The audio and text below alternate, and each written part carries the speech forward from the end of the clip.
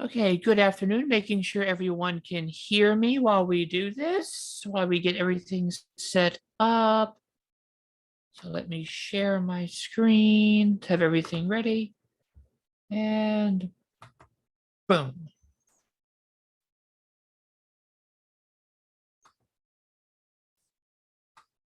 Just setting up what I want.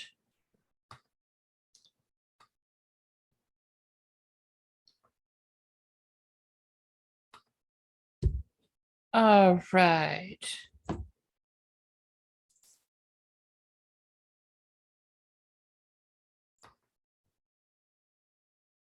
Sierra's here. Got a few people here. All right. How's everybody's Tuesday afternoon doing?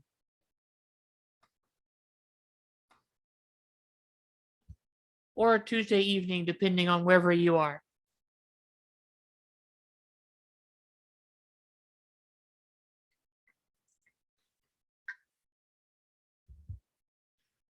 Oh, fun. You're at the airport. That's always a fun place to be in the afternoon. I hope everything goes smoothly. I hope the flight is on time or early. And I hope everything goes well for you because air travel is its own special breed of specialness.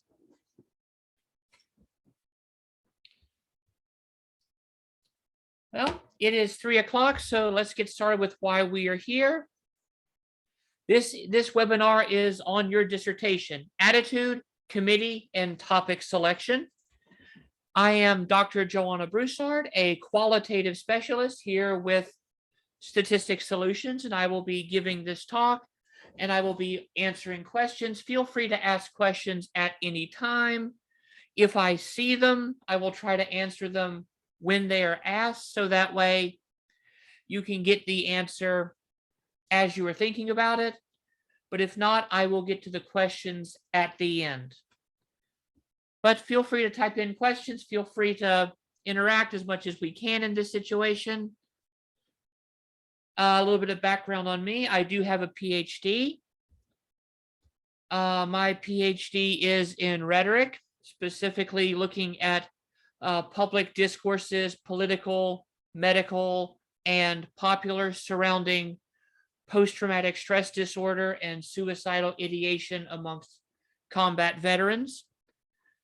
So I will be able to bring in some of my experiences with this process to help give examples of things that we might often not think about, because sadly, we often don't think about the questions we should have asked until after problems arise.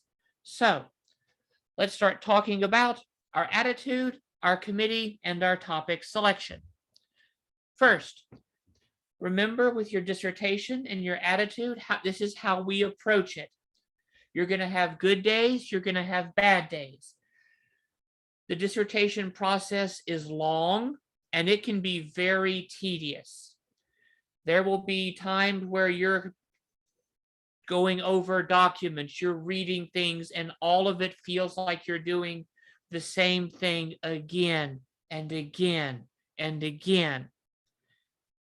It's easy to get discouraged and it's easy to get burnt out.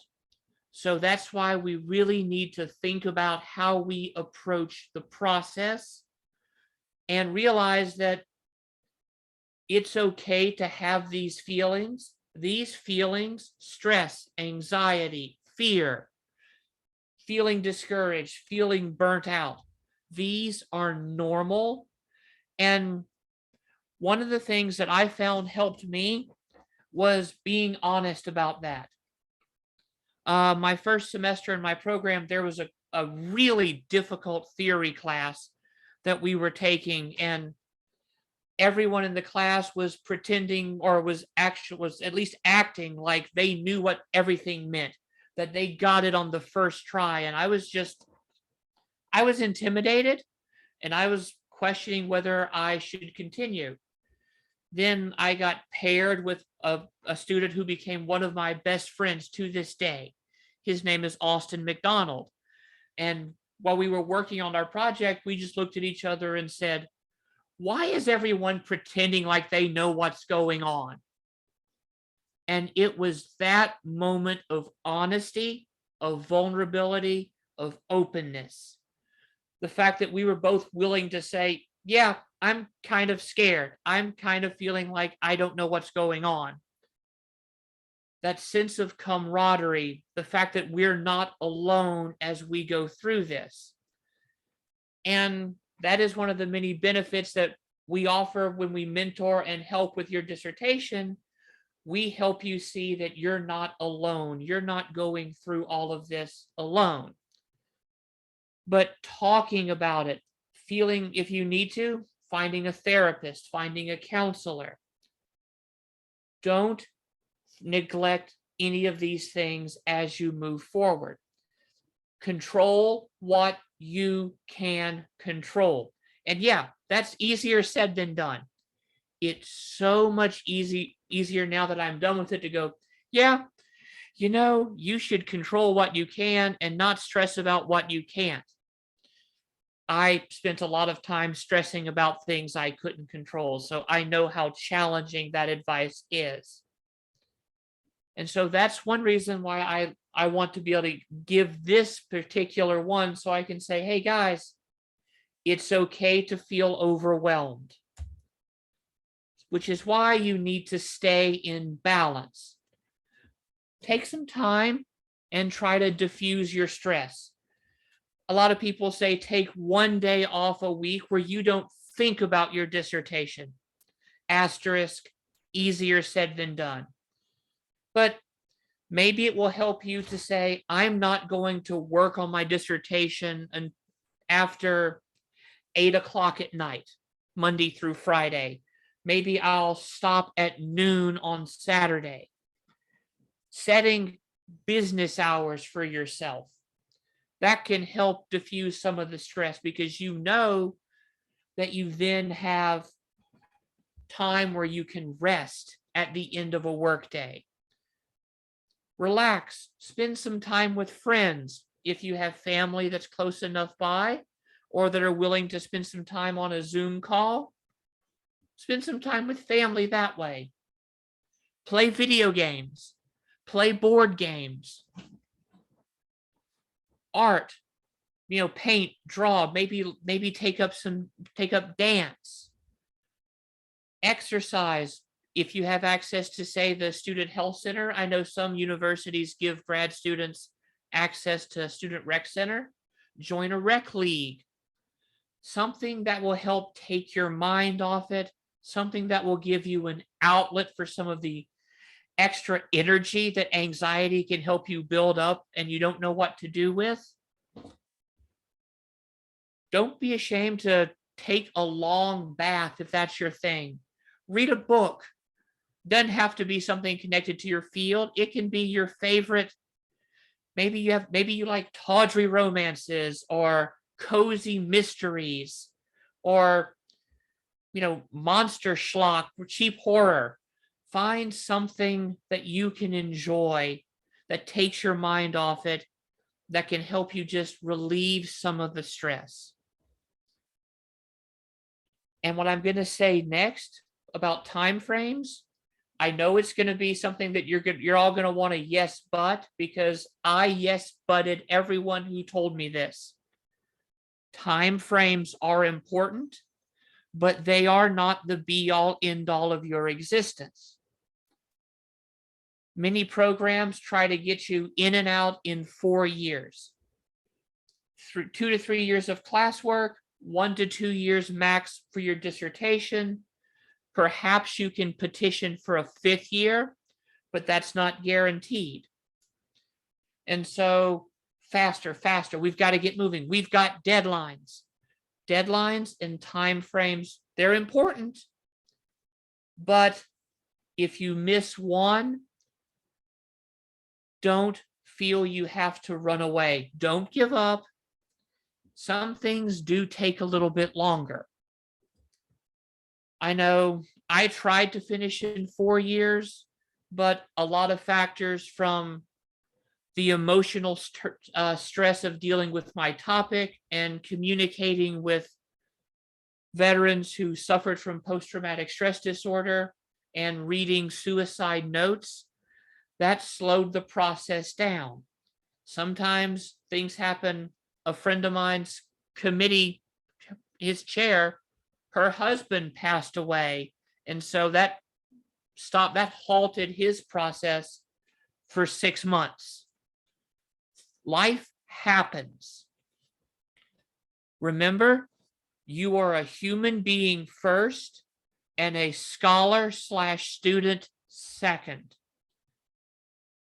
It can be really hard to put yourself first when maybe you're in a very competitive department and they're ranking grad students. Ours ranked grad students against each other. And it led to a lot of unrealistic focus on timeframes and various expectations. And so let's talk about those expectations. It's easy to go in and think, you know what, this is going to be easy. I'm good at this. I know what I want to do. I've got a topic prepared. And then you might find out that you have to change your topic. You might find out that you've got a lot more revision to do than you planned. It's very rare that someone will go into this thinking they're not going to have any revisions. It's highly unlikely. Whether you're still working on your prospectus, whether you've taken your generals, whether you've submitted to IRB approval, if that's necessary for you, there is a good chance that any document you submit will need revision. That's okay. Your first draft, and here I'm going to borrow from a fiction writer, Neil Gaiman. In the first draft of anything you write, you're just putting your ideas on the page. In the second draft, you focus on making it look like you intended everything to be where it was. Revisions are normal. Revisions are okay. Now, once you've reached this point, you're thinking, well, I need a committee. I need a committee for my dissertation. Yes, you do. And so we've got to start picking a committee, and you have to go about doing that. That's a lot of pressure because a lot of programs, and I saw this as our program changed as I was working on my dissertation. They wanted the committee prepped, or at least a tentative committee, by the end of your second year of coursework when you still had a full year to go.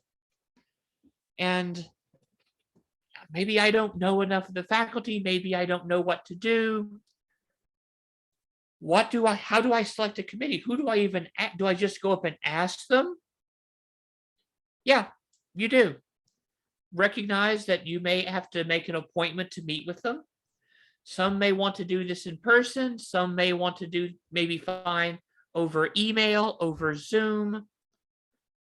But you do need to ask each individual person, and that does begin with selecting your committee chair.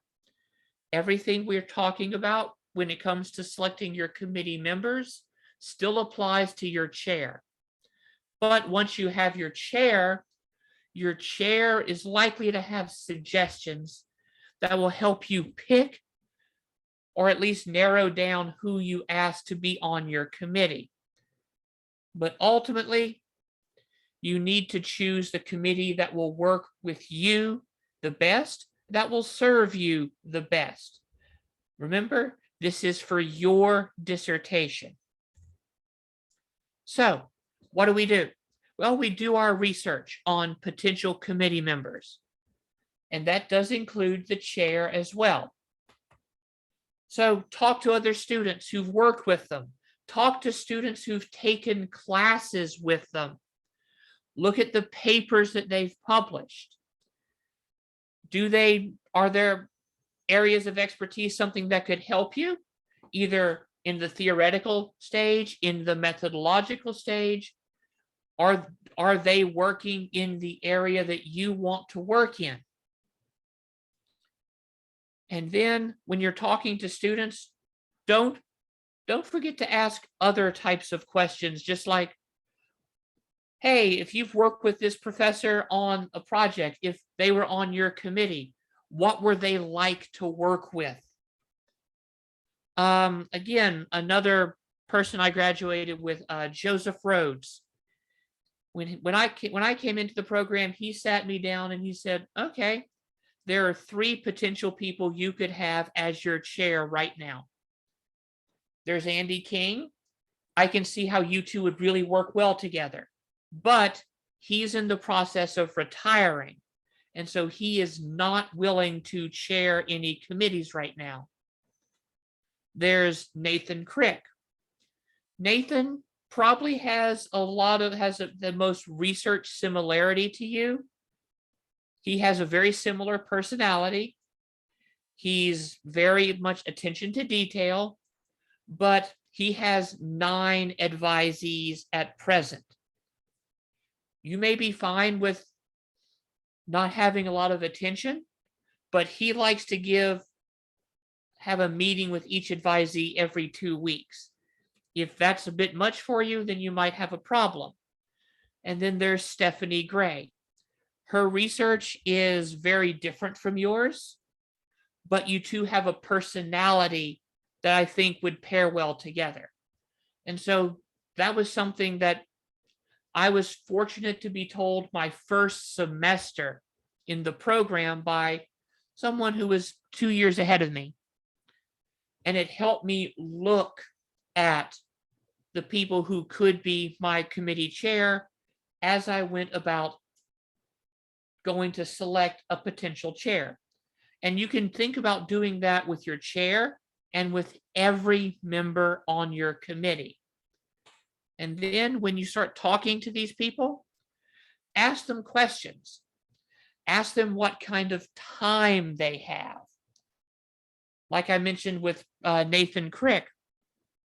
Nathan had 9 advisees. He also had 5 children.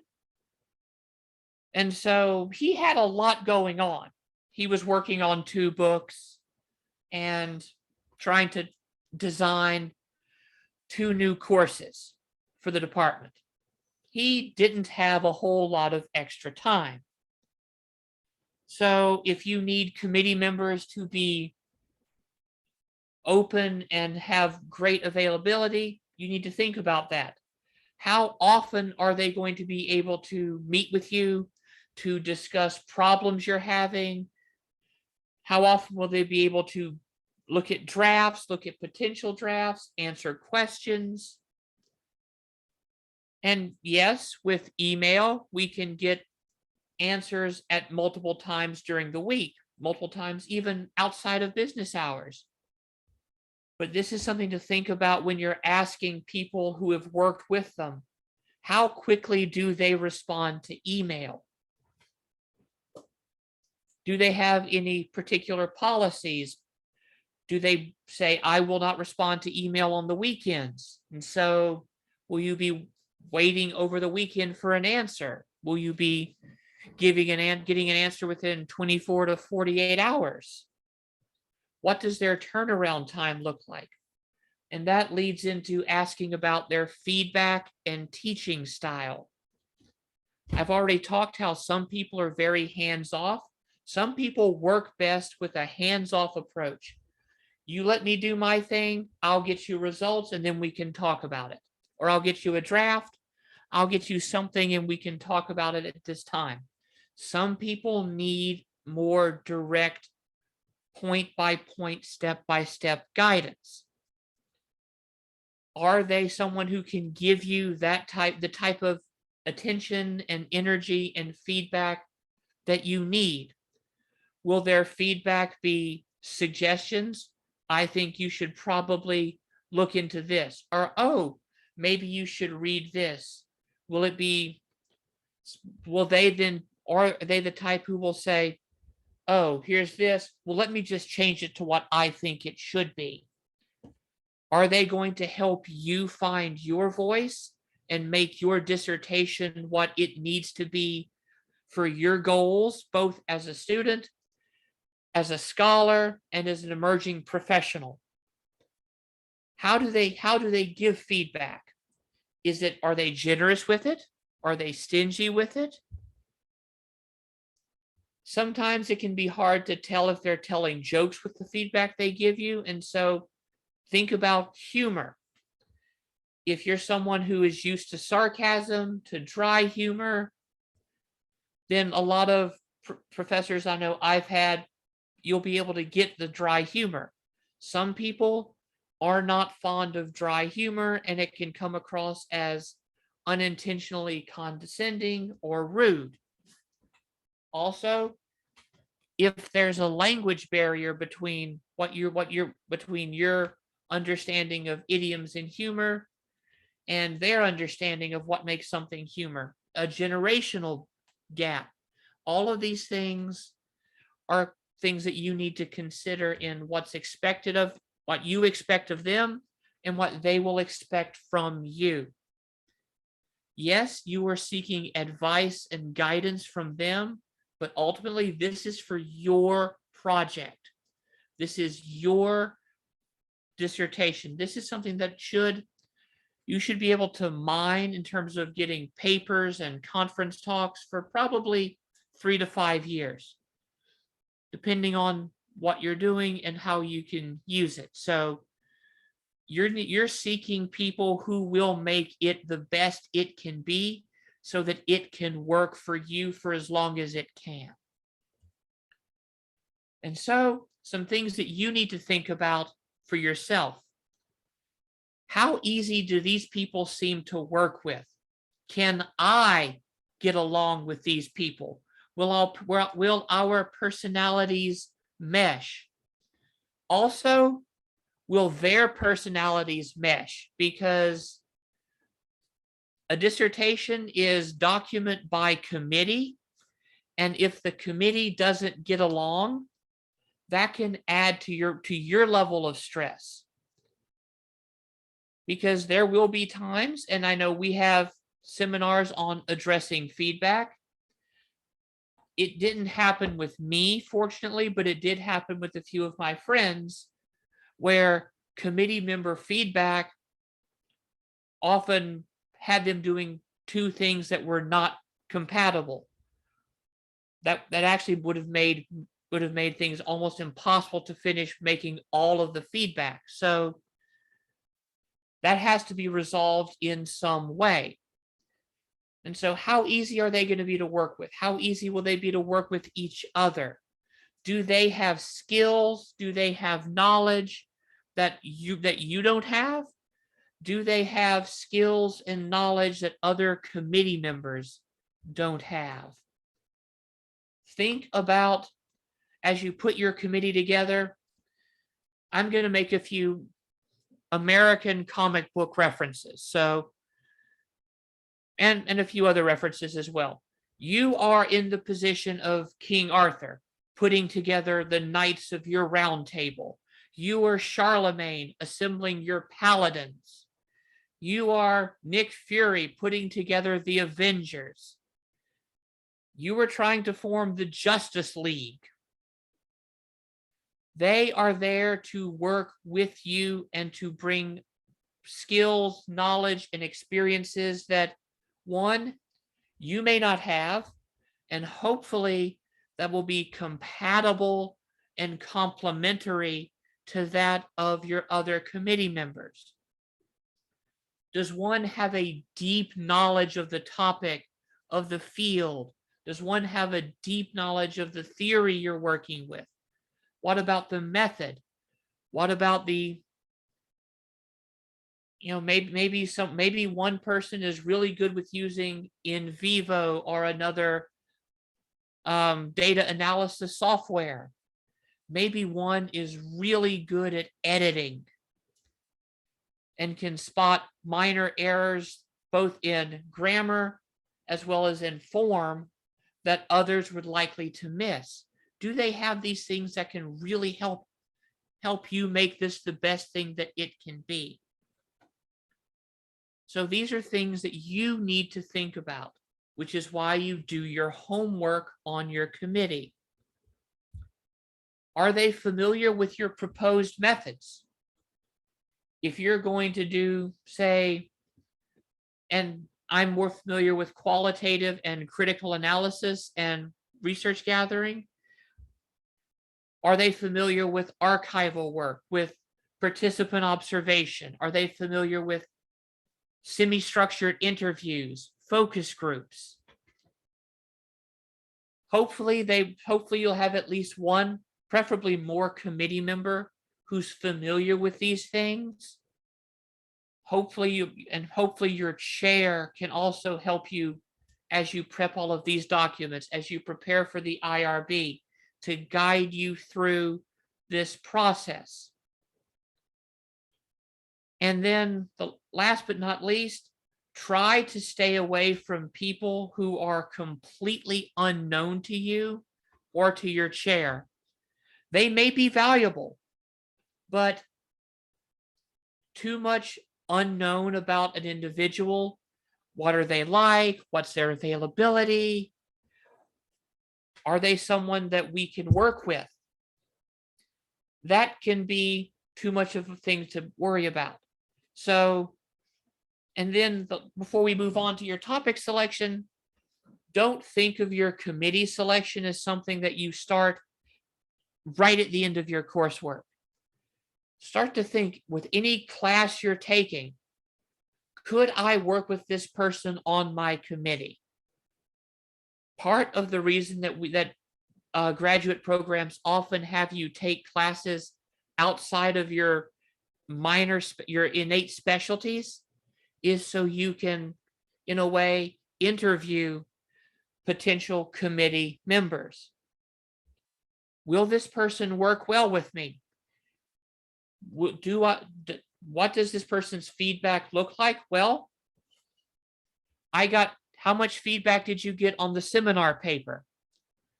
Were they willing to look at a draft and then give you a chance to revise? Or was it just you turn in your first draft at the end of the semester? One thing that I looked for were faculty members who asked for either a rough draft about maybe 2/3 of the way through the semester, so that way they could see where I was going and they could give revisions. And I had one professor who did this. Every month we would submit a draft of a section. So the draft of the introduction / paper proposal, get feedback, revise, then the next month submit draft of the introduction plus the literature review, then, and so on and so forth. So that way we were getting feedback all the way along, and it helped us refine our papers so that we knew we were probably going to get a good grade, and it helped us go through the process of revision, learn where some of our weaknesses as writers were, and get even more feedback than we would normally expect to get. So look for things like that as you take classes, because that can help you as you choose your committee. And again, trust your instincts. You know what's best for you. You know what's best for your project. Just because someone has been suggested, just because a method or an idea is proposed, doesn't mean you have to go with everything. One thing I tell clients, one thing I learned is, while your chair and your committee have more experience, they are experts, and they are making suggestions.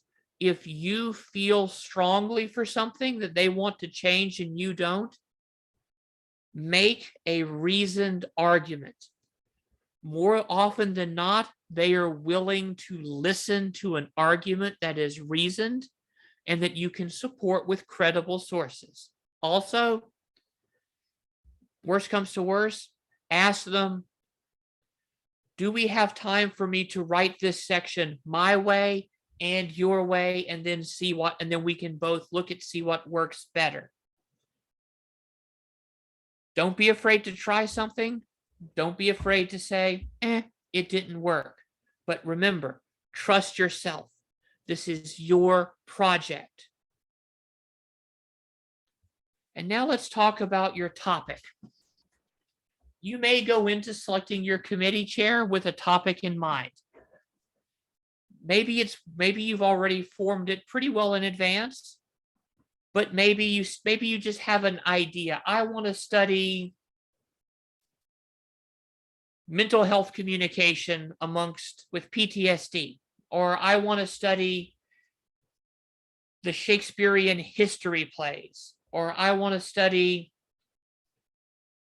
the rhetoric of nuclear reactor tourist sites, which is a thing. And so maybe you have a general idea. Another friend of mine, he studied dark tourism at Masada in Israel. So you have an idea. Right now, let's talk about the brainstorming phase of selecting a topic. Oftentimes, you want to work backwards. What are you interested in terms of your variables? Like I mentioned, Shakespeare's histories, mental health discourses around PTSD, dark tourism, Masada. How do people interact with sites, with tourist sites that commemorate and memorialize dark events? Okay, I want to study that. I don't know much more. What can I do? Maybe you want to do something, you want to interview people, or you want to do participant observation. If you're an anthropologist, you're probably going to be doing participant observation. So how do you want to collect data? Think about that. In a laboratory setting, do I want to do surveys? Do I want to be out in the field? Do I want to find one or two major artifacts of study that I can look at, either in an archive or from some other published source? And this is both your primary data from the sources, from the actual collection itself, and your secondary data from, what sources do I want to read? What scholarship do I want to look at? Once you start to think about some of these ideas, jot them down however you feel like brainstorming, and then get your hands on other papers that are similar to your area of interest. Recency matters here. Try to stay within 5 or 6 years. So it's 2022. So 2016, 2017 should probably be the cutoff for looking at some of these papers. Do you notice patterns of gaps emerging in the literature that you could fill? Do you notice when you look at the conclusions and the summaries and the discussions, are there any suggested directions of future research that you go, ooh, that looks like fun. That looks like it'd be fun to study? Are there any issues or limitations that might arise from theoretical framework, from methodology, from the chosen population that you could turn into questions? Would a replication study be appropriate? Is there some brand new research that you want to see if you can replicate? At this point, remember, you don't have a finalized topic and research question.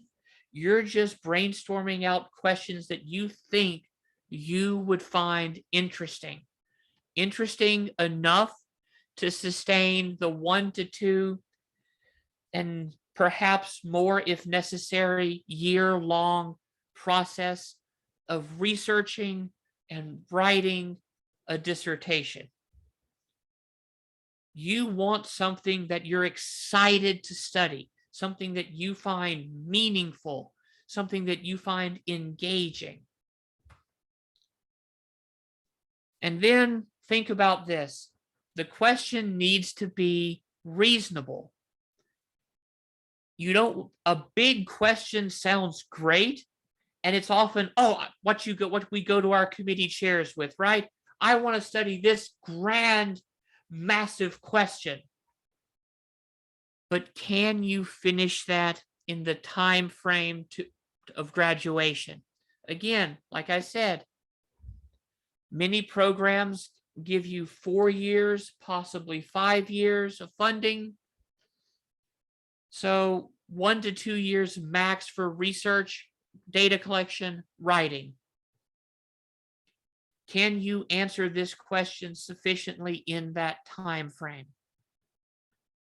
Well, where do I get my sources? Well, ProQuest, Google Scholar, your university library, and all of the databases, JSTOR, LexisNexis, Academic Search Complete, these types of places which give you access to all sorts of journals, sometimes books, newspapers, periodicals, field reports, conference talks. These can help you find literature. If your library doesn't have access to it, don't forget interlibrary loan. Can also help you get access to articles, books, and other sources. When you're reading through previous literature, make an annotated bibliography. This is one of those things I didn't start on until too late, but it would have helped if I did this as I went. So, okay, what did this person study? What were their questions? What was their theory? What was their method of data collection? What were their findings? Half a page answering those questions as you summarize a source can help you as you go back, not just in narrowing down your topic and your research question, but it will help you as you start to go, okay, I know I had a few sources on this. I don't remember the name of them. I don't remember the journal, but it's a lot easier to read through maybe half a page summaries than it is to read through a couple of hundred articles that you may have just pulled because you were up all night pulling articles that seemed possibly relevant. And even as you select your topic, as you narrow it down, you'll probably be working with your chair, because one of their big tasks is guiding you along the process from big idea to manageable project. They will offer professional opinions. They'll be respectful, they'll be honest, and sometimes they may help you find direction, because you may have a big idea, but you don't know how to turn it into an actionable topic from which you can then go about generating questions. And so that's what we came here to talk about, everybody. Your attitude toward your dissertation. Stay focused. Don't lose heart. Your committee selection. Remember, these are people who are there to help make your work the best it can be. So make sure that you can work with them. Make sure they have time. They have skills and knowledge that either you or another committee member don't have. And they have a personality that will be collegial, professional, and will work well with others. And we've talked about selecting a topic. You'll start with a big idea. You'll look at some things you're interested in. You'll then delve into the literature to see if there's a gap you can fill, if maybe there's a stated direction from future research that no one's tackled yet that you find interesting. And ultimately, when you are selecting a topic, pick something that you will find engaging intellectually and emotionally, if at all possible, because it's a long process from I've got an idea to submitting that final draft to the grad school and saying, I'm done now. Now I just wait for graduation. It's a long process.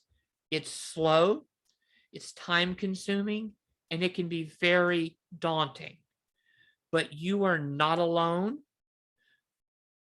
Your friends in the program are there to help you. Your faculty are there to help you. And we offer services that can help you every step of the way as well. So, are there any questions?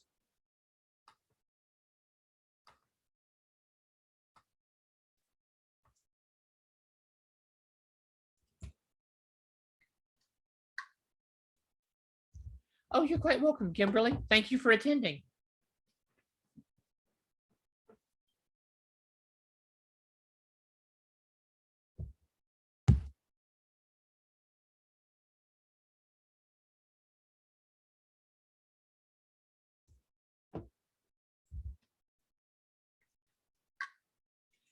Yes, I'm giving everybody time because if someone's typing a question, it's that weird thing when you're used to doing lectures live in front of your students that I can see a hand raised or someone can just blurt out their question.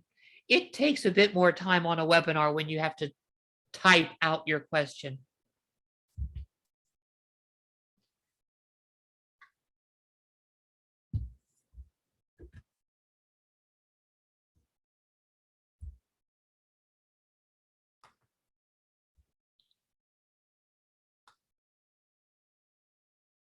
But while we wait, as I said, Statistics Solutions is a full-service dissertation consulting company providing graduate students with timely editorial support for their dissertations and other scholarly projects.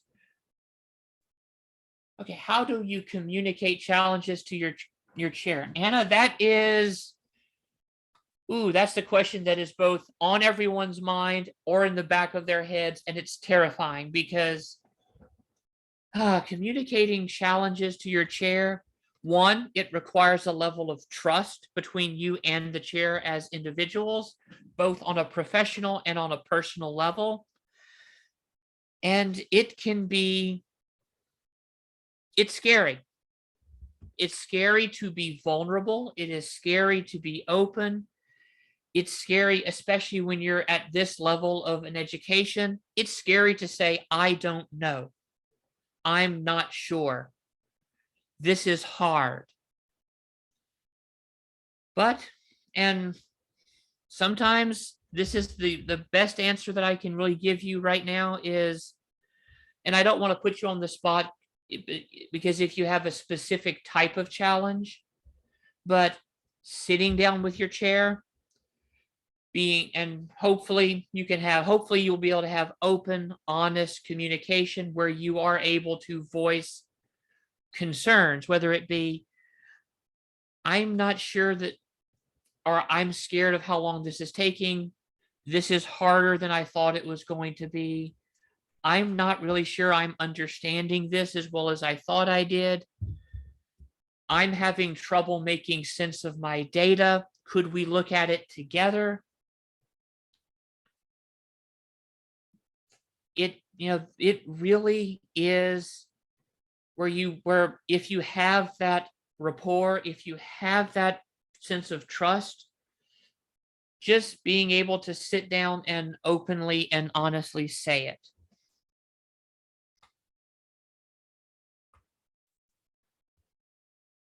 I mean, that's right now what I can offer you without getting into specifics, and I don't want to put you on the spot, okay?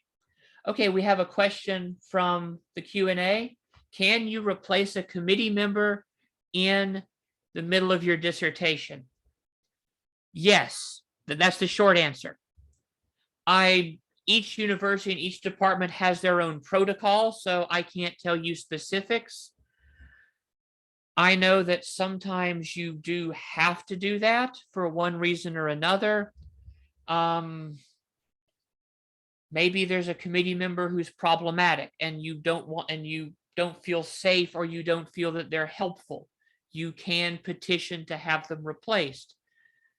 I had to replace one of my committee members because she passed away in an unexpected bicycling accident. So sometimes you do have to replace them, and there is always a mechanism that your particular department and university can guide you through. Sometimes people drop out. Sometimes the committee member will initiate it. Sometimes you've got to fire them from serving on your committee. It can be scary because these are people that, especially depending on how your education and your journey have been, it was always look up to and respect the teacher, or, well, these are experts. I'm just a student. At this level, you are junior colleagues. You are also part of the scholarly community. And your chair, unless it's your chair, but your chair, your department, and your graduate school office will be able to help navigate you through that process. Okay?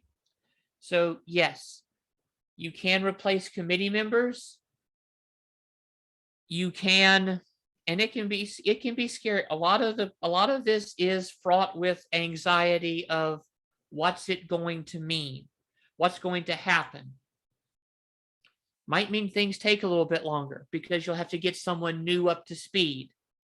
But ultimately, as I've said before, and as I said multiple times on the slideshow, which the recording of this will be made available to you within 48 hours. If memory serves, it normally takes, it can take less time, but usually within 48 hours. So you can have a recording and you can have the slides. This is your project. You have to make the decisions for what is best for your project. So, yep, you can replace committee members. I know I've given you the long and the short answer, but I want to make sure that we go through and I tease out some of the stress that may be leading to, well, why wouldn't you if they're problematic or if they're not helping? It's scary. And ultimately, this is your decision. And it can be kind of hard at this stage. And you have a lot of decisions to make in your dissertation process. So, but don't be afraid. You can get through this. In fact, all of you will get through this. No matter if you seek out us for help, or if you seek some other service, or if you just find a counselor, do multiple options, you can get through this. It's survivable and it's stressful, but once it's done, you feel lighter. It feels good to finish, and you can do it. So, any other questions?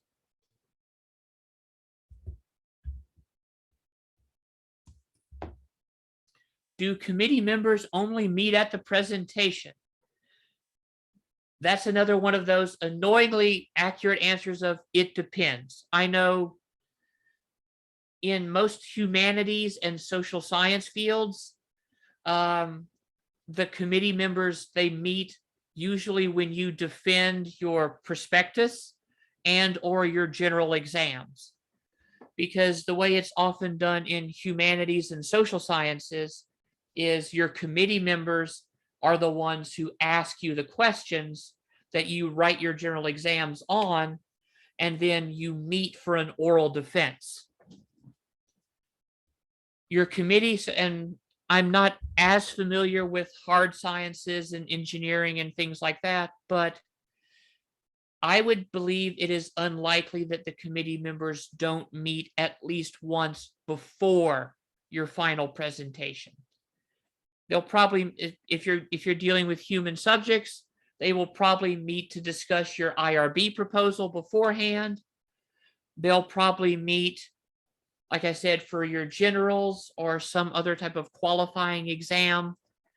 So that way, and that's also a good thing that they meet early, because it gives you a chance to see how they work together. Also, if you may have committee members from multiple departments, and that qualifying exam oral defense, your IRB proposal defense, your prospectus defense, that might be the first time they meet as a group. But if they're in the same department, any departmental function, keep an eye and an ear to how they interact. But it is unlikely that they don't see each other and they don't meet until right at the end. They will likely meet beforehand.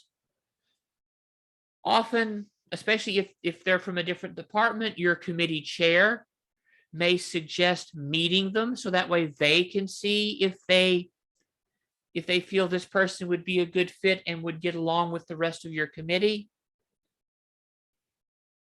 I've had friends in other departments who've suggested that their committee get together so they can just sort of see how they work together.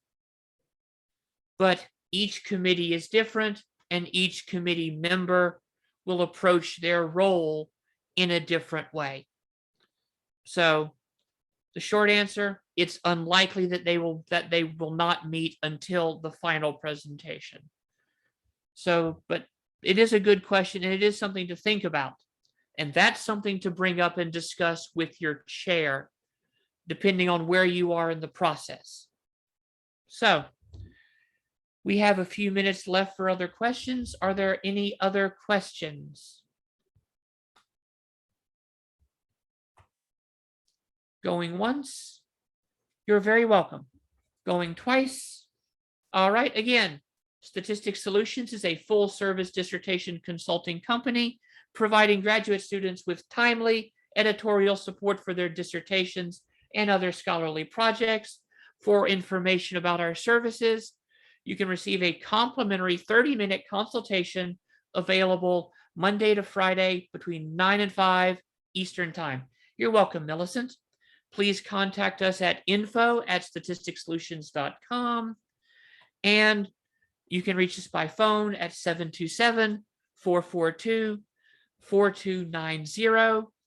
And I realize that many of you may not have questions right now, but as you look over things, a question may emerge.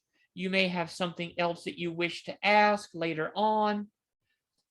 Feel free to send questions for me to this general email, and from there, they will be forwarded to me so that I can answer them for you then. That being said, thank you so much for joining us. I wish you the best of luck, and I know you'll be successful in your academic and professional endeavors. Please have a lovely rest of your day. And Juan, safe travels. I'm so glad it was helpful for you. Thank you.